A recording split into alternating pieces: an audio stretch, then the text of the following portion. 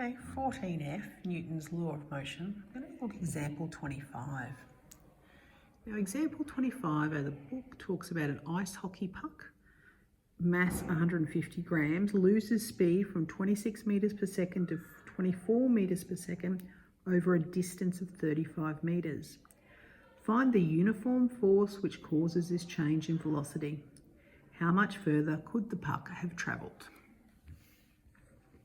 So this is kind of a cool question. So we've got an ice hockey puck, and initially the velocity is 26 meters per second, and then it slows down to here where it's only 24 meters per second, and this distance is 35 meters. Eventually the velocity is going to come down to 0, and we want to know what this is. How long does that take to happen for the velocity to go to 0? So obviously the puck is slowing down. Now the mass of the puck is 150 grams, so that's 0.15 kilograms. Always need to remember that, don't we? That we keep it in the correct units. Everything else, meters per second, meters is fine for us. So we have a uniform force which is causing this. So that uniform force means uniform acceleration. So A equals K. K is a constant. Okay? It's because it's a uniform force, we have a uniform acceleration. Okay. Now we need to do some integrating. Now we have covered previously where we have different expressions for acceleration. We don't want to just go the old A equals dv dt, integrate there, because in our question, we're not given any information about time. And we're not asked to find anything to do with time either. So we're actually going to use v dv dx equals k. It's off your rule sheet because we're talking about velocity and we're talking about our distance. So I have v dv equals k dx, and I want to integrate both of them. Gives me a half v squared kx plus c. We have two unknowns in this equation, but we're making progress. It's an equation that uses our velocity and our x.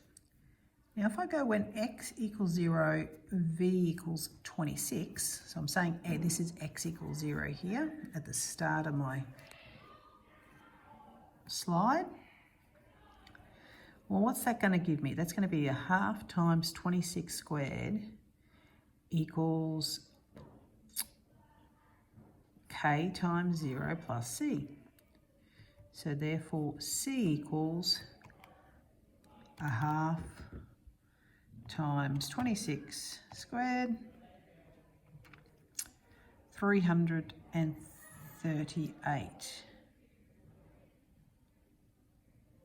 Wow, that's quite big, isn't it? 338. So now my equation looks like a half v squared equals kx plus 338.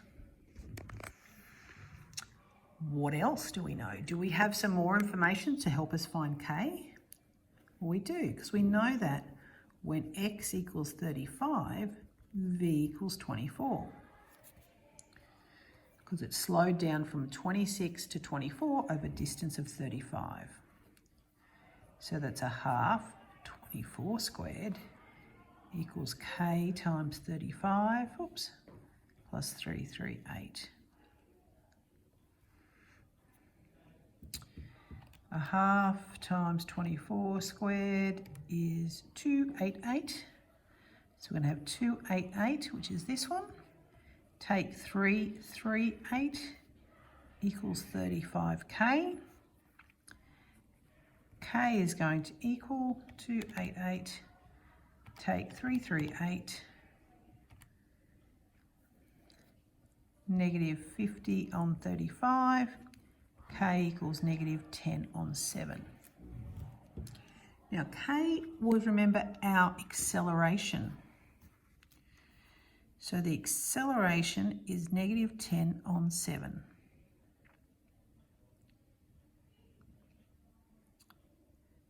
So that force, which is mass times acceleration, is 0.15 times negative 10 on 7, which is negative 3 on 14 newtons. That's the size of our force. Now, were we asked to find the force? Yes, we were asked to find the uniform force, which causes this change. We were also asked to find how long until the puck, how much further would the puck travel. So we want to go x equals what when velocity is 0.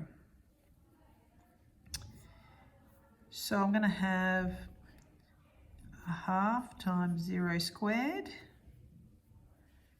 equals kx, well I now know k, negative 10 on 7x plus 338.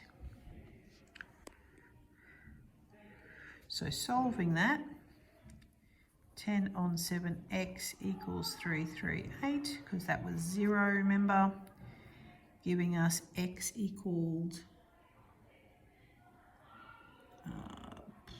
236.6 metres. Now this question's a little bit tricky with their wording.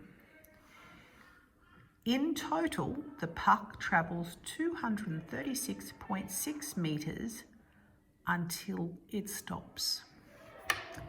If we go back over to the question, it said find the uniform force, which we did. How much further could the puck have travelled? So how much further is after that 35? So it could have travelled